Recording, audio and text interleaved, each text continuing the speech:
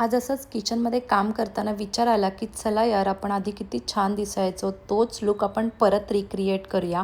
आणि हा आहे माझा जुना फोटो.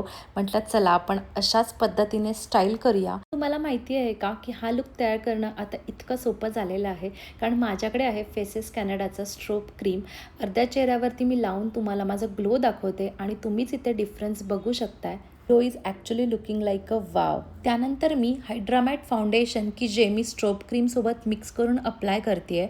हा मॅट फिनिश तब्बल 24 तास राहतो आणि हा तुम्हाला कोणत्याच फिल्टरची गरज पडणार नाही. आणि ॲक्च्युली माझ्या जुन्या लुकसाठी मला हाच पर्टिक्युलर शेड हवा होता. त्यानंतर सगळ्यात शेवटी ही newly launch wow bullet lipstick की जी कॅरमल स्वर्ल या शेडमध्ये आहे आणि ही मी आय शॅडो आणि ब्लश म्हणूनही वापरते. आणि 80s-90sमध्ये ही लिपस्टिक खूप ट्रेंडिंग होते आणि तोच ट्रेंड आता परत आलेला आहे. आणि आता सगळ्यात शेवटी ही स्ट्रोब क्रीम मी चिक बोन आणि नोजवरती हायलायटर म्हणून देखील वापरत आहे. आणि हा आहे माझा फायनल लुक. खरंच मी माझ्या 20sमध्ये दिसतीये का? तुम्हाला देखील असं तुमचा लुक रिक्रिएट करायचा असेल तर तुम्ही हे प्रॉडक्ट्स नक्की यूज करू शकता. मी सगळे प्रॉडक्ट्स खाली टॅग केलेले आहेत. चलो.